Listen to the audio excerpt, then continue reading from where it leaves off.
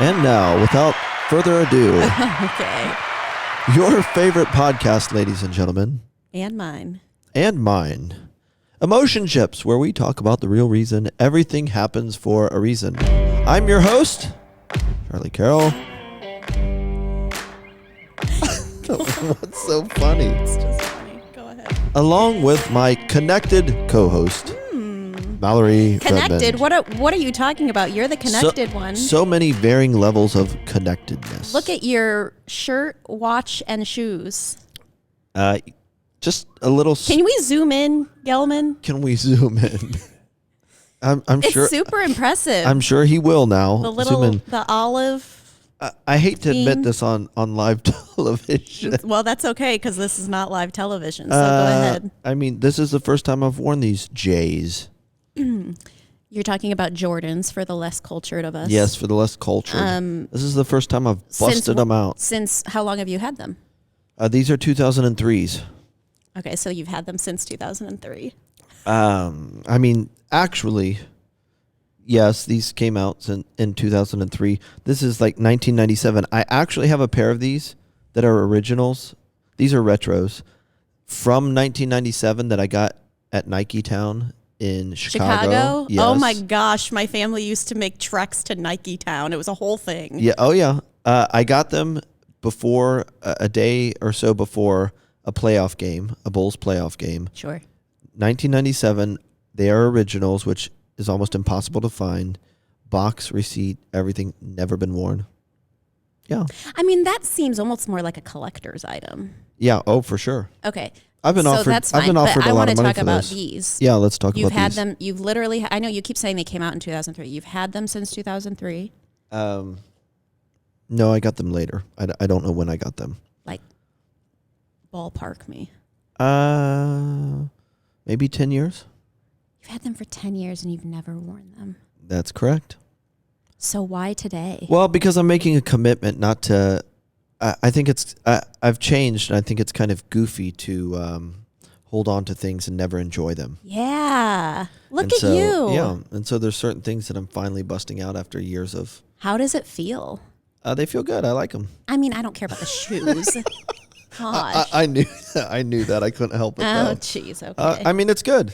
It's good. I have a friend that loves wine, and a particular white wine, and she has said, like, quit saving it and acting like you need to drink that years later. Like, Yes. drink it now. Yes. Today's the day.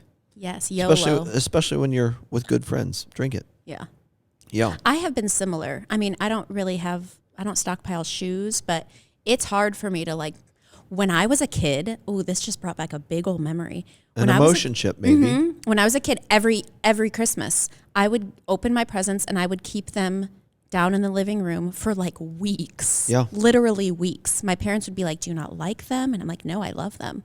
They're exactly where they should be, unused in the living room. Exactly. I mean, I think we have that in common, that sometimes, I mean, my whole family gives me a hard time because of how slow I open Christmas presents. Yeah, I can't stand it especially when everybody's opening at once. Yeah. Does your family do that? I mean, my mom has been known to number everyone's presents. Oh. So everybody's on 6. We're on. Oh my We're gosh. we're on 6. Everyone on 6. Hilarious. Charlie, don't go to. Charlie's still on 3. Charlie's still on number 1. Oh yeah, that's annoying. We Yeah. take turns though. Everybody. Oh, and everybody watches you? Yes. That could be the worst. Well, I mean, if you suck at faking your expression and you hate the gift, But then if you're a that's really awkward. good fake, it's not a big deal. Right. I understand that. It just slows the whole thing down. Yeah. If everyone opens at once Oh, and yeah. is tearing through them, it's like 2 seconds. Tis the season, ladies and gentlemen. It's true. Tis the season. It's true. I have, as you know, I still have things in boxes that I haven't opened. And Yeah, but it sounds like those days are numbered. those days are numbered. We're going to see you in a lot of new gear. Maybe, yeah, probably. Is it just clothes? No, there's other things. I have a really nice bag that I bought a couple of years ago, and I have not taken it out of the box. Oh my goodness. It sounds so nutty, yet I also understand it. Yeah, I mean, if you still have a Christmas present, isn't it still Christmas? Well, it's Christmas every day. It is. And I mean, it's just a fun way to live. Sure. Well, all that to say, you're killing it with your olive game today. My army green. Yeah. Day Looks today. I brought a little prize for us. Oh, for what? Just just for fun. Great. I recently took a trip to Nashville, and this was put in my goodie bag, this chocolate, and I did not nice. eat it. And so I thought I would bring it in. And you informed me today that this is in Seattle. Yes, Theo Chocolate is in Seattle. You can go to their factory. Well, probably not right now, but they make you Can't wear go to anything in Seattle can't go right to now. anything anywhere. They make you wear a Sheesh. hairnet, and you Oh. can go around and see how they make the chocolate, and you get to taste them. I love that. That is my one. That is the only kind I will get. Salted almond dark chocolate. Yeah, that's what it says. 70% dark. That is dark my chocolate. favorite of any kind. Any Non-GMO, organic. yeah, any company. Salted dark chocolate with almonds. At, So the, good. at the right time, we will open it up this morning here on Emotionships, the podcast. How exciting! Yeah. Did you watch here recently No. Tyson's fight, his comeback fight? No. I mean, what do you mean? Have you met me? Once, yes. Tyson? No, I don't. I mean, it's very... There's enough conflict my going on in cultured the co-host, world. my non-cultured co-host. I mean, you head on social media if you want to watch a fight. It's not Well, fun that's for me. true. That is not enjoyable watching people beat one another up. I get very Well, anxious. Mike Tyson is a cultural figure. Sure, I know who he is. I just Did don't you see any pictures? No. Man, for 54 years old, the guy looks great. Oh, I have seen that. And he fights well still. I mean, Does he looked really good. So he just was in a fight? Yeah. Yeah, he just fought Roy Jones Jr. And That seems like very I'm just with the COVID stuff happening. I mean, there's nothing. Do they have to wear masks? that would be hilarious. I mean, I just can't imagine who No, okayed that. That seems very like Yeah, they were both tested and both tested negative. That was Okay. part of the fight. But here's the deal. Mike Tyson was guaranteed to make $10 million off the fight. So Oh, okay. if I'm 54 yeah, sure. and I've got an opportunity to do 8 rounds of 2 minutes apiece, 16 minutes for $10 million, I'm taking the deal. Yeah, it's hard to say no to that. Roy Jones Jr. was guaranteed to make $3 million. Well, that sounds like nothing compared to Mike Tyson. I mean, but $3 million. $3 million. I would for a take. fight. So I would take did a Mike couple rounds Tyson with that. win? Well, he clearly won, and then they ended up calling it a draw. Okay, so that seems not so clear. Yeah, I don't know what the deal was with that. There's a lot of people that were ticked about it because they put money on Tyson or Roy Jones Jr. But now, late breaking, hot in off the press. Ooh. Evander Holyfield, 58 years old, is ready to have the third fight with Mike Tyson.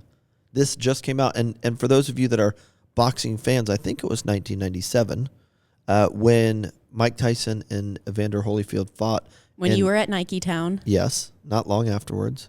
And infamously bit Oh, yes, the ear. the ear. Yeah, I do remember that. So here we are with another fight that is on the horizon. So that was between the two of them? Oh, yeah. And this is the first time they're returning? Now they are this close. This close.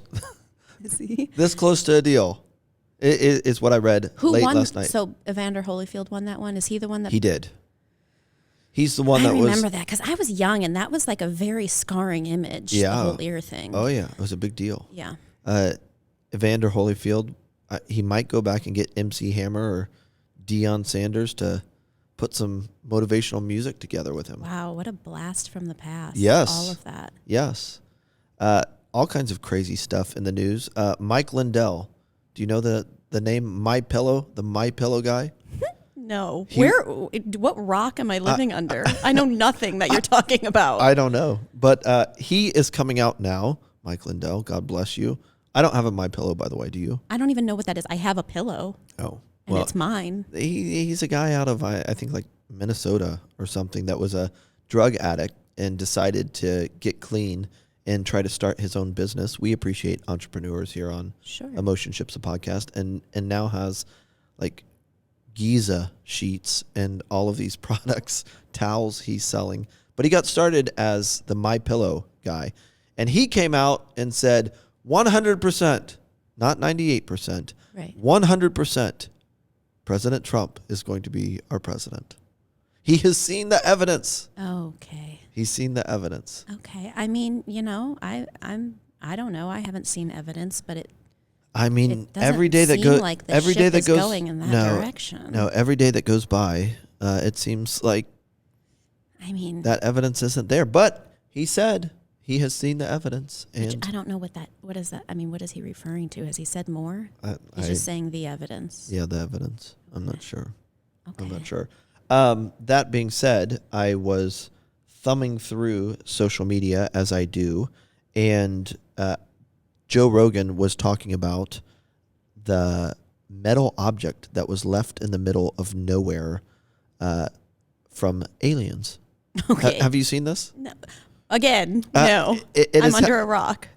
Gelman, I don't know how many places it's happened. It's 2 or 3 places in the world where like this crazy, incredible metal object. We'll put a picture up for those of you that tune in to Emotionships, the podcast on YouTube, where this like, it would remind you of like one of those objects teachers put on their desk to play with, or like a tall, slim pyramid that's really smooth and has been crafted by an intelligent being just showing up in the middle of nowhere. It's crazy. Okay, listen. So Joe Rogan, listen. So somebody that is an expert on aliens said that the aliens are waiting for humanity to calm down, and then they'll show up. Well, first of all, good luck getting humanity to calm down. What does that even mean? Yes, very true. I'm with you. Go on. I guess first I need more information. Like, what do you mean it's the same object or various? These big, immovable metal objects. Big. Like how big? I mean, I haven't got into Gelman. Do you know any like weight or anything like that? We need more information. He's so doing it's not some just research one that's right now. There's not one that's moving around. No, there's multiple. Multiple, yeah. Okay. I mean, my initial thought is like, listen, we're in the middle of this pandemic. Like, right. Life is little bit they're coming to help us. You don't think that someone's just like super bored, quarantined, and is like, let's like everything is do this whole narrative. Everything is pointing to no on that one. Oh. And okay. Hold on, I've got to pull up Joe Rogan's comment on this. I just feel like that is such like a thing some bored. I mean, it makes sense that someone would try to do that or say that, but why does it Joe automatically have to be from another life? Well, planet? Joe Rogan has this on his Instagram feed. Aliens in hiding until mankind is ready, says ex-Israeli spacehead. Is ready for what? To meet them? I guess. Here's Joe Rogan's caption, which really got me laughing this morning. Get it together, bitches. Oh. I'm trying to meet these aliens. Okay, so he's wanting people to calm down so the aliens come? So the aliens will come out. One of the best or most downloaded documentaries right now on Apple Movies is Phenomenon. Have you seen anything about this? No, let's just keep going. Mal hasn't seen anything. I'm totally going to lose my job. Okay, my culturally relevant co-host, Mallory Redmond.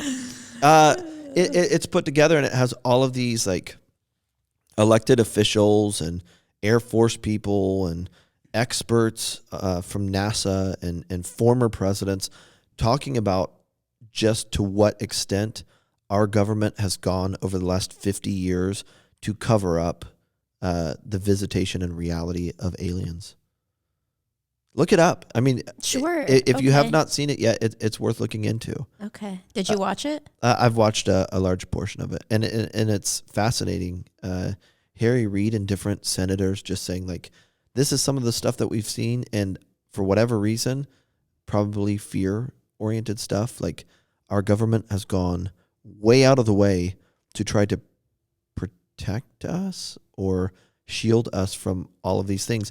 Last year in the news, as some of you probably remember, Air Force pilots kept like encountering things in the air that look like spaceships.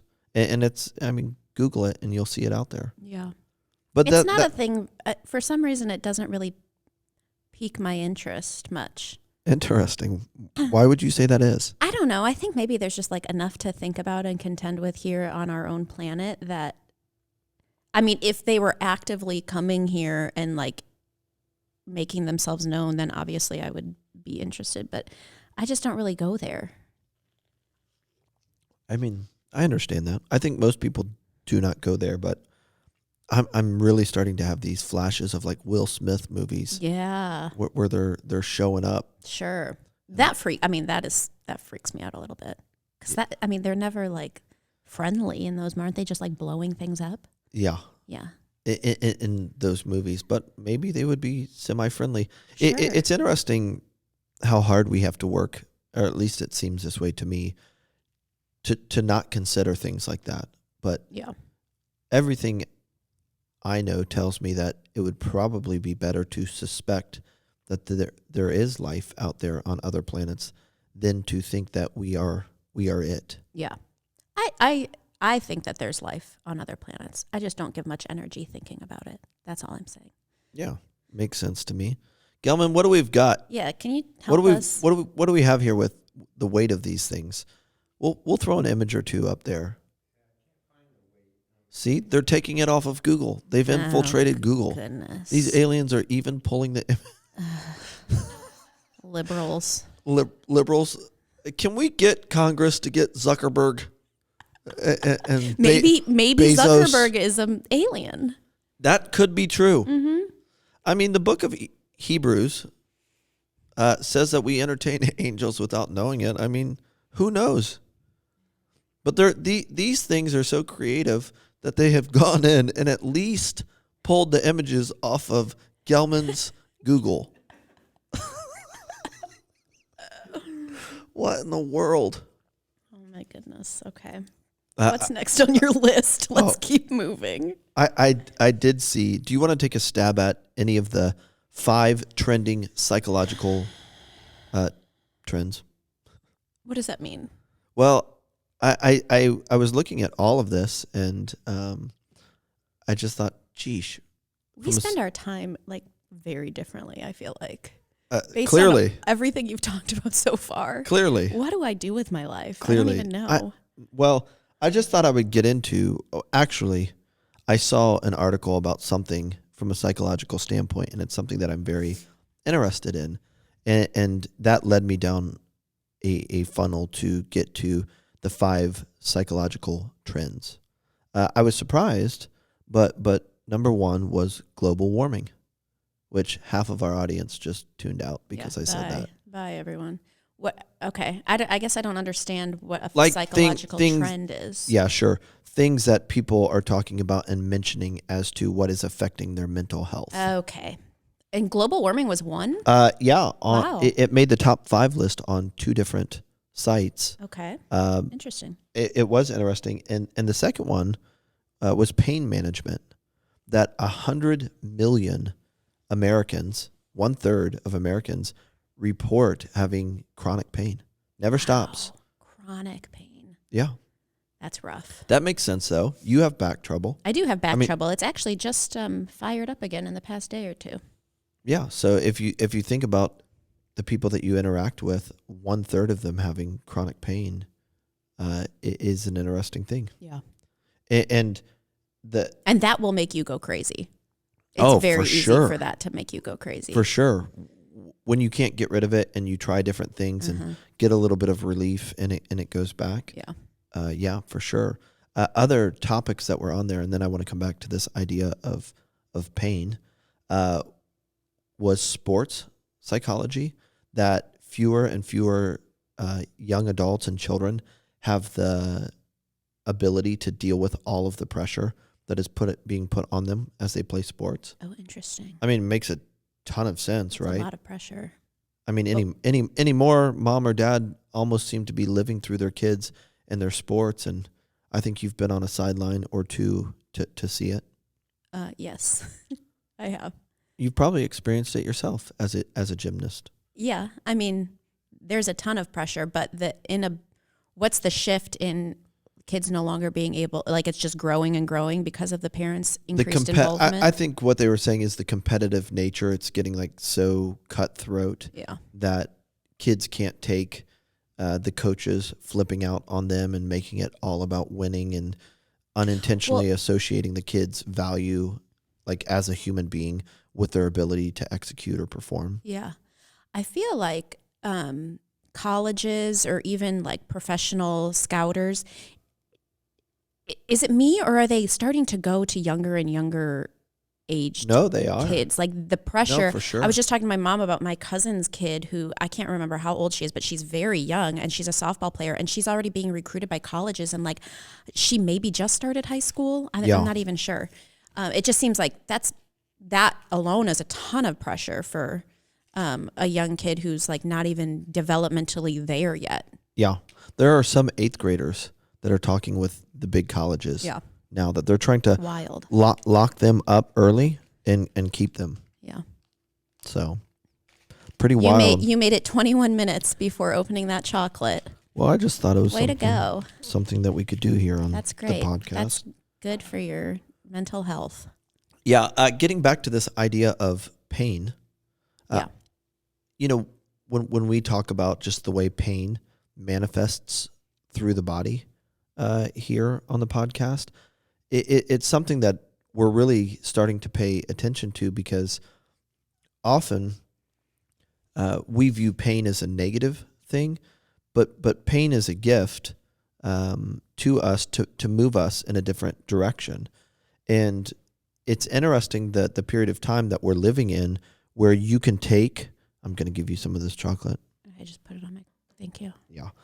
We're living in a short window of human history where a pharmaceutical drug or some sort of pill that we put in our mouth is solely designed to get rid of pain. But up until the last, 75 years, 100 years, pain was always viewed as some sort of indicator that was meant to direct us and to guide us. Mm-hmm. And the problem with a lot of our drugs anymore is that we're just getting rid of symptoms so we can feel better, which is interesting because feelings are there too to serve as guides or to just give, feelings are a resource that help us interact with all that is around us. And so I was listening to a psychologist recently that has also kind of gone the way of emotionships and spirituality. And he was saying his topic was the superiority of spirituality over psychology. And one of his main points was that spirituality seeks meaning and purpose out of everything and then wants everything to change based on meaning and purpose, whereas psychology is specifically designed to bring relief to people. But the problem with that is that pain and difficulty and tension or uncertainty are there to strengthen you and to guide you and to develop you. And so essentially he said that, though he still appreciates his training and all of his decades of experience in psychology, and he still uses psychology, that he's learned to stop approaching people and their problems in a way that he wants to get rid of their problems or their pain, because that is there on purpose to move them or to guide them. That's really interesting. I think about this a lot with my kids when they have runny noses, because I've heard you talk before about, so my go-to is like, I'm going to give them a decongestant because I want the Mucinex. Yeah, whatever. I want it to be cleared up because if they're all stuffy, they're not going to sleep. And so I'm not going to sleep. And so let's just give them the decongestant and be done with it. Right. Whereas you'll tell us, my husband and I, that like their body's trying to expel something. Like it needs to get out, let it run its course, blah, blah, blah, which is, I say that to say like, I mean, that's so true of like the trials that we go through. It's like, you really just want to put a Band-Aid on it and be able to sleep at night when really like you need to go through the long, hard process of letting what needs to get out, get out. Yeah, your body's wanting to shed something. Yeah. And So when you start studying and regularly looking into the psychology blogs and periodicals and research, you see that, especially, this year with the pandemic, that we're self-medicating. And the problem with self-medicating, which is what this psychologist was talking about with psychology, is if all you're trying to do is get rid of a person's symptom, really you're just going to keep them there longer. Biologically, the picture that you just painted that I try to communicate to people regularly is that when your lymphatic system, which is the system that God gave you, and we just talked about a couple of episodes ago, to get rid of toxins, when that's jammed, your body has a backup system where it tries to use mucus to get toxins out of the body. And so then, because there's money in pharmaceutical drugs that are primarily manufactured in China for a little bit of money, and then we turn around and charge insurance a lot of money, and these companies go nuts with profitability. We've got a whole generation of people that are popping pills to just mask symptoms. Mm-hmm. And so here your body identifies a toxin, it wants it out. Your lymphatic system is jammed, so it gives you a runny nose, and then you take something that goes in to shortcut your body's healing mechanism there and get rid of it. And so then you dry those toxins up on the inside of you. Then all of a sudden we wake up one day and we have disease in us, or an abundant amount of rogue or mutant cells, which are cells that aren't functioning at their full capacity and really can't respond to the body's signaling anymore. We call it cancer. And we all go, this came out of nowhere. Yeah. Nope. You've been dying a very long time because all you've done is mask your symptoms. Mm-hmm. When they were made, those symptoms, to make you move, to make you change. I do think so. My grad school was it's theology and psychology, mm-hmm. and you could do your own track, but there's a lot of like marrying the two, because I think, are you shopping online right now? I just got a notification. Oh, you have a problem. I'm eating chocolate. Are you okay? What are you trying to mask right now? I'm eating chocolate and some new Jordans just dropped. Oh my goodness. I'm sorry, everybody. Don't apologize for me. I'm a big boy. I'm apologizing to them. All right, I'm putting my size in. Go on, I'm listening. Oh my goodness, that's so rude. What? I'm listening. I'm talking. Go with it. I'm ready. Look, Gilman's just walking right up. Gilman, that's such good chocolate. Have some. We are off the rails. I don't even care. I don't even know what I was saying. You were talking about my grad school. Your grad school. Oh, but so what I think is important to acknowledge is, and I know your guy said this, that psychology is not unhelpful. I'm in line. I don't care. Okay. I've been with my therapist off and on for almost 10 years now. And I don't think that every psychologist is trying to get their client out of pain. I think at least my therapist sits in it with me. Sure. And it's been a long, and does the process. So if there's a therapist or a client who's trying to get a quick fix, I don't think that's what therapy or psychology is actually I don't think that's what it's at the heart of it. No, I agree. Oh man, I didn't get them. Good. That's good. You don't deserve to get them. We are podcasting. Get off your phone. Gelman. He's eating the chocolate. He's not going to talk to you. I just fed him. No, I think you're right. And it would be unfair to assume or to put that on all therapists. I know, like any other industry, that there are many different levels and levels of conscientiousness when it comes to how someone does their job. And I think a good therapist does get into all of the feelings with their client and tries to help them walk out of it in a productive way, and tries to help them understand why they feel the way they feel and why they are where they are. And so I don't think we should apply that to everyone or say that at large, that's a big issue. But just in general, if you're not careful as a counselor or a teacher or a pastor or even a parent, you rob people of the opportunity in the pain. Right, for sure. And so if you're a professional, when it comes to mental health, or just counseling, it's very easy, especially early on in your career. I know I did this as a counselor and pastor, where you just want to bring relief Sure. to the person, and you want to get them out of where they are. And there's a need for that sometimes. But at the end of the day, pain is an incredible teacher, and we need to learn to embrace it. I've told people for years that depression is a gift to us from God.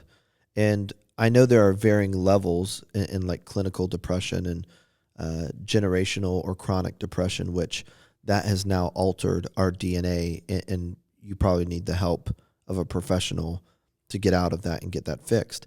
In general, with a relatively healthy person, depression is a gift.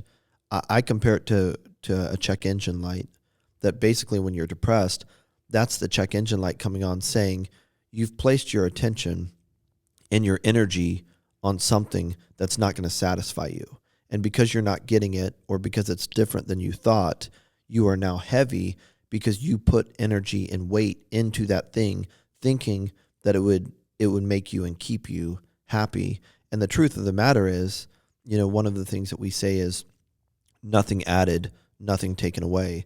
That a healthy person has a strong sense of intrinsic value, which means they see themselves to be worthy of love and purpose and passion, with nothing added to their life or nothing taken away. And so, like, even when we take, shoes or accessories or experiences, those can really be enjoyed, and you can really have fun with those things when they're not making you who you are, but it's just an expression or an overflow of who you are and what you appreciate. There are definitely people that buy shoes and go to experiences in order to receive a message back from those things, like, oh, I feel cool because I have Jordans on, or, oh, I feel cool because I'm wearing this brand type of thing. And then there, and I guess it's important to recognize that dynamic, that yin and yang, is there for everything in life, that you can have things. The goal is just don't let them have you. Mm-hmm. Right. And just because you have something, right, for those of you that struggle with judgmentalism and are drawing your own conclusions there, you can have stuff and it doesn't have you, right? Mm-hmm. And the way you know whether that's true or not is, can you give it away?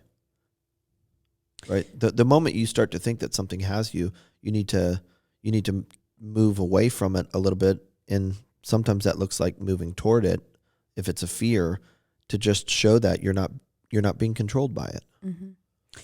I want to go back to that, but first, something that you said. I mean, I think what's so difficult if you are someone who struggles with depression is because I've definitely been there, and it's not like you can.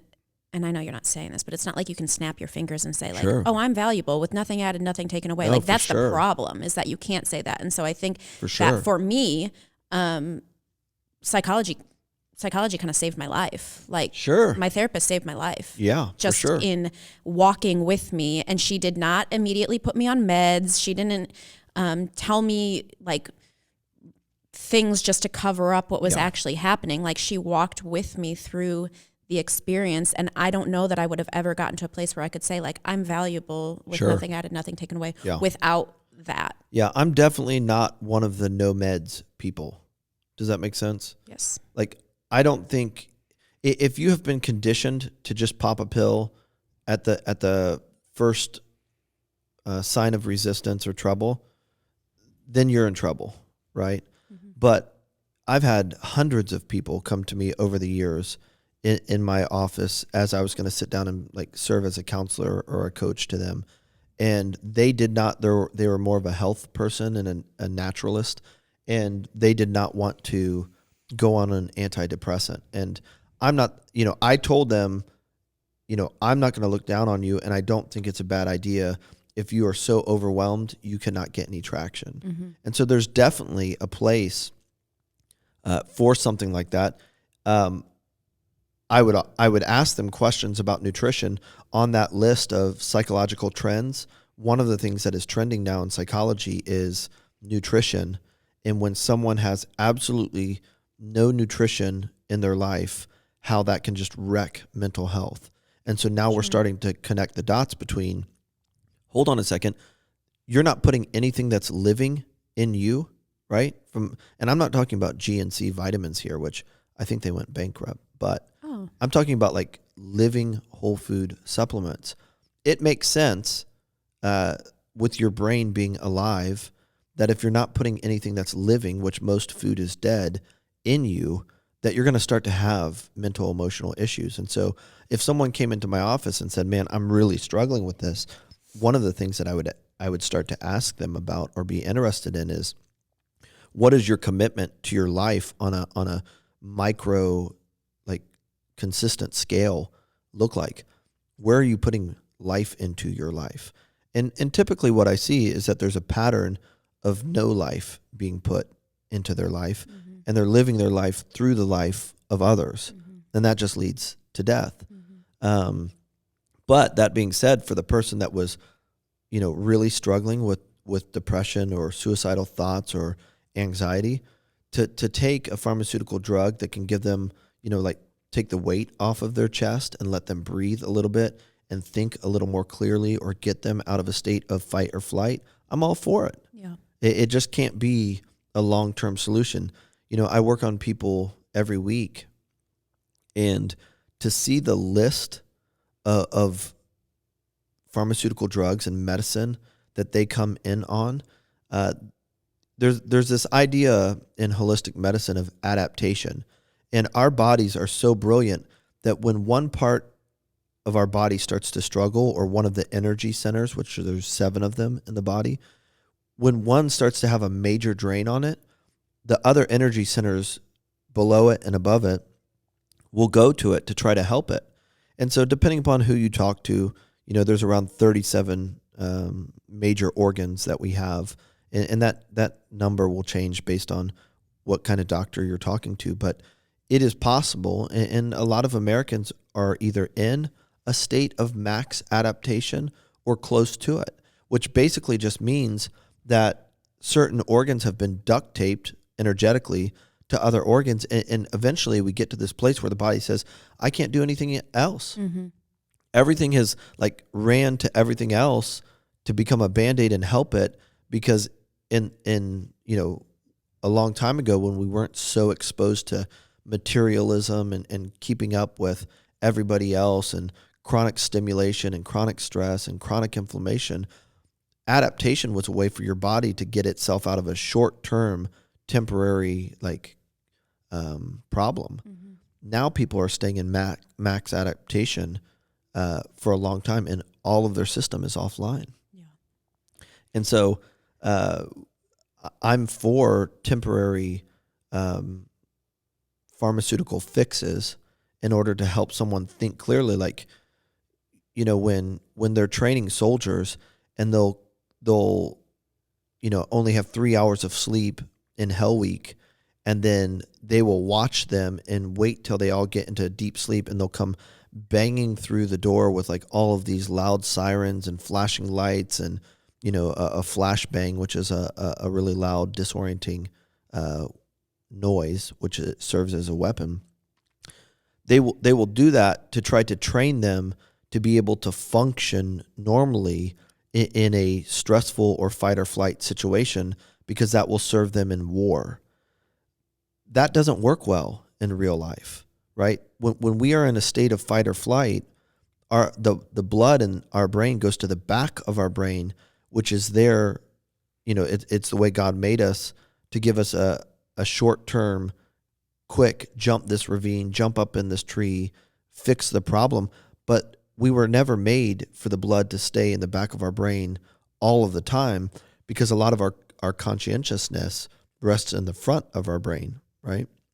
And the long-term memory in the front. And so when someone is constantly in a state of max adaptation and always dealing with uncertainty and stress and pressure, they can't think clearly. Mm-hmm. And when you can't think clearly, it leads to poor decision making that compounds. And next thing you know, you've made some life-altering permanent decisions that's going to take a lot of energy, effort, resources to come back from. Yeah. I think what's important is just knowing both the value and the limitations of a Band-Aid. Sure. Because I eventually did go on antidepressants or whatever the med was. Sure. As a way to get myself balanced enough to be able to do the hard work of like finding myself and my value and my worth. And I wouldn't have been able to do that without the Band-Aid of medication. But I think so many of us, what's tempting is like, oh, the Band-Aid's making me feel better, so I don't have to do the hard work. Well, yeah, for sure. This morning, so funny. I showered in the dark this morning because my he's just not feeling super well. And we have this sliding door to our bathroom between the bedroom and the bathroom. And so the light like really shines in the bedroom. And I didn't want to wake him up. And so I put my phone flashlight on and I showered in the dark. Anyways, I nicked myself when I was shaving my leg. Blood everywhere. It was a bloodbath. It was a big mess. And so I had to... What were you using, for heaven's sakes? Yeah. Well, sometimes I go too fast and then it was dark and whatever. But you just have to stop the bleeding first. And then I could like assess the situation. And I think what so many of us do is we stop the bleeding enough to continue living our lives. And we're no longer doing the self-assessment of like, okay, now what needs to happen? And I think that is the basis for the psychologist's comment about like, it's one thing to come beside people and help them with their pain. But listen, mom, if your kids... I'm not talking to my mom. Okay. If your kids are in college and you're still battling depression based on, or maybe they're grown adults and you're getting depressed because they don't want to spend time with you or they're doing their own thing, like that's your problem, right? That pain that is being caused by them living their life or wanting to do their own thing or whatever it is, not preferring you, not making time, like that's your issue. And you've got to ask yourself, like, why am I so bothered by my child being in a phase of life where they're still figuring it out and wanting to do their own thing? Right. Just because you're 60 years old or 65 years old does not mean that you're not to still have this strong sense of purpose and passion to make a difference in everybody's life. Yep. And so I think that's what the psychologist was really saying when he said, spirituality seeks like, what is the purpose and the reason here? Where is meaning in all of this? And how do I become more whole? If we're not careful, a classically trained psychologist will say, how do I help this person think through this situation? And if they're not careful, it's how do I get this thought or this reality to quit bothering me as much versus how do I get it to serve me more? How do I identify the lack of wholeness in this situation? Okay, so what's your answer to that? As to how do we get the situation to serve us? If somebody is like really like identifying with or jiving with the questions that you're asking, like where do you begin? Yeah, it's a good question. I think we have to be careful not to become victims when we start talking about mental health and depression and anxiety, or even when we look into generational things that we inherited. It's very easy to become a victim, but what you have to understand is, like, take the word depression. As we'll say here on Emotionships, the podcast, where we talk about emotion, which is energy and motion, and its relationship to everything, that energy and motion. Depression is a word that we use to describe a reality. It's not a monster that was walking through the earth and chooses 1 out of every 10 people, and it just happened to choose you.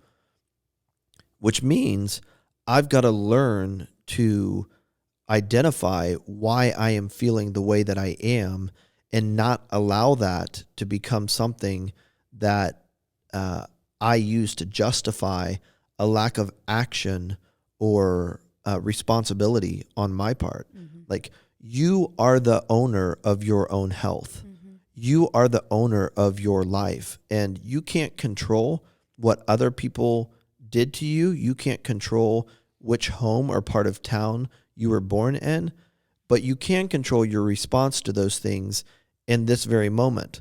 The good news about starting from behind is that you have a lot more distance on this runway to take off. And if you do, you will have more influence than the person who had that silver spoon in their mouth when they were born, because they have a lot less to overcome. You know, Oprah's story and the influence that she has today has a lot to do with where she started from and what she did not allow to stop her. Yeah. And so, in the same way, I mean, you're going to see this as a consistent theme, right? When we say that depression can be a gift that tells us something is not right underneath the hood, it's a check engine light. Every obstacle is an opportunity, and you might not feel that way, right? And it's, especially in the moment, it's hard. But in the same way, pain or depression can be an indicator for us as to something's wrong.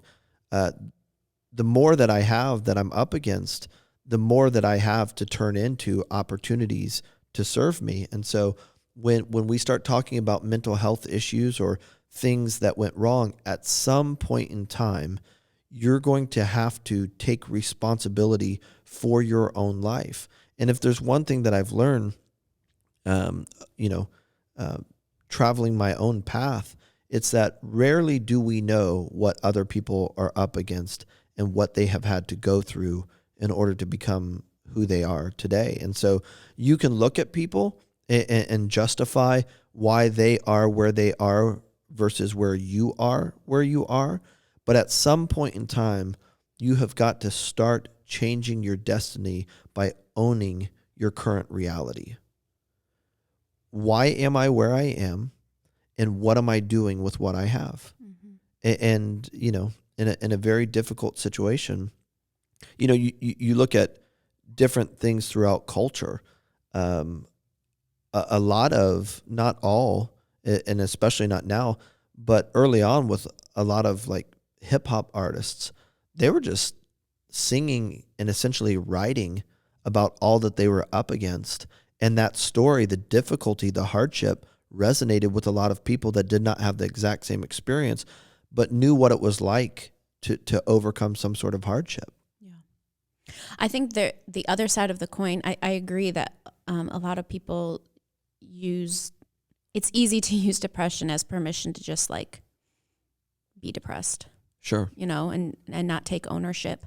There's also, I think, on the other side of the coin, like a shame component. Sure. Especially people who probably need medication in order to get themselves to level ground enough to start taking that ownership.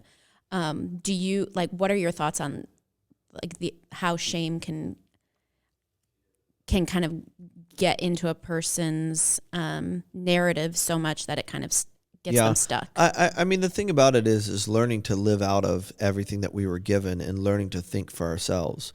Very few of us, you know, it's a learned skill, and entrepreneurs tend to have a little bit of an advantage. People that are wired or oriented toward being an entrepreneur that take on more risk as it is tend to have a little head start with this, or maybe they're just more used to this. But at the end of the day, we've got to work out of all of the thoughts and the beliefs that other people have framed for us that we just take as absolute truth. And the reason for that is shame and guilt often come into play where a mom or a dad or a grandma or a grandpa or someone that was in a position of influence intentionally or unintentionally taught us that that is how you pay for your shortcomings. And the only way that that works is when appeasing or pleasing others is a major part of that person's economy. And so it's never that clear because a lot of people can't get down into like the reality enough to understand it. But it's not uncommon for a grandma or grandpa, mom or dad, or a teacher or a coach to unintentionally teach us that shame and guilt are a way to pay for falling short or not living up to the expectations of others. For that mindset to exist, what is assumed or just a natural part of that person's life is that a major portion of your life is pleasing others or keeping other people happy. And so shame and guilt and often depression and anxiety all come back to appeasing others and keeping other people happy. That when we don't have intrinsic value, which is I look inside to remind myself of my worth, the opposite of that is I look outside. Yeah. I have to have someone else that tells me who I am and why I am valuable. And so shame and guilt just becomes a way of outwardly wearing the reality that I think my value comes from what you think about me. Yeah. And so it's hard to get free, and it's hard to achieve your purpose in life when you're so concerned about the opinion of others. I have met very few or read about very few people that have changed the world that were really consumed with other people's opinions of them. Steve Jobs is someone that comes to mind. Jesus is someone that comes to mind. These are people that, for one reason or another, knew their intrinsic worth. In Steve Jobs' case, he gave up on trying to please people because he felt like he had failed in a number of different ways. And then when he saw that most people only loved him for how he could make them feel, he just realized that it wasn't worth spending his life doing that. Mm-hmm. And so shame and guilt are the currency of people that still worship themselves. And they worship themselves, practically speaking. The way you worship yourself is by living your life to make other people happy with you. And it sounds like you would think that is not worshiping yourself. It sounds like that's worshiping others. No, it's worshiping you because you feel like the highest achievement in life is feeling good about yourself. Well, here's a newsflash. You're never going to feel good about yourself if you're trying to keep other people happy with you and you're living within the context of the values they have placed on you. Mm-hmm. Like, Mallory, you are valuable to me if you do this, this, and this. And if you don't do this, this, and this, you literally have just given your power to that person. Yeah. And they now control your life. And I think the percentage is super, super high. I don't know what it is, but I think it's super, super high when it comes to the amount of people who have had their whole life, like externally and internally, shaped by other people, and they have not they have not awakened yet to the point to understand that you're playing somebody else's game. Yeah. You're on someone else's board game, and you are dealing with depression and bodily pain and anxiety and all of these things because you make your moves based on how it will change people's mindset or thoughts about you. Mm-hmm. Yeah. I think about some of the messages that we share on here about like we eat Mondays for breakfast and we love every single day. And like, I would imagine that people that want to feel that but don't, it would be easy to slip into a place of shame. Like, well, I understand that and I want that, but I can't quite get there. And like, we have to fight for that. Sure. It's not like that's just like how life is. Like, I fight to love and squeeze all the juice out of every single day. But at least if anybody's like me, it would be very easy to go into a place of shame if that's not what you're experiencing, or if you're not in a place emotionally or with your mental health where you can feel that or experience Yeah. that. Yeah. And I think one thing that we can learn is find a healthy person, even if it's somebody that's writing books or doing TED Talks, like start to familiarize yourself with what healthy looks like. Mm-hmm. Right. And those people are out there. You know, there's a fine line between, when it comes to pursuing purpose and a sense of passion. Like I need to go in the direction of what I'm naturally interested in. And that's going to help me figure out what my passion and my purpose is. And you will be happy when you're pursuing your purpose. Mm-hmm. But that being said, you know that it's not pursuing your purpose that makes you who you are.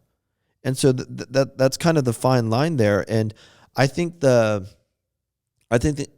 people that have a life that we want to be a part of are people that radically pursue their passions, and they're free to do that and not get jammed up or stuck or stall along the way permanently, because they know that it's not their pursuit of their passion that makes them who they are. They are content. They know that there's only one of them. They only have that one thumbprint. And so like, it's important that people understand you can't really fulfill your destiny until you become content with who you are, and you understand that everything that comes out of your life is the result of a solid understanding of who you are, and that it's not things or accomplishments that make you valuable.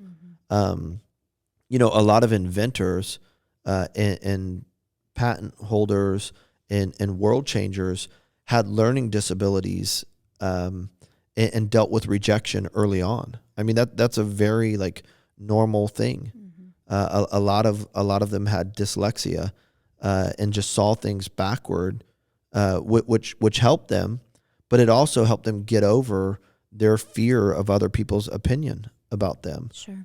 And that just allows them to chase their dreams, because if I really care about your opinion of me, if I'm chasing something and wanting to accomplish something that has never been accomplished before, I will quit.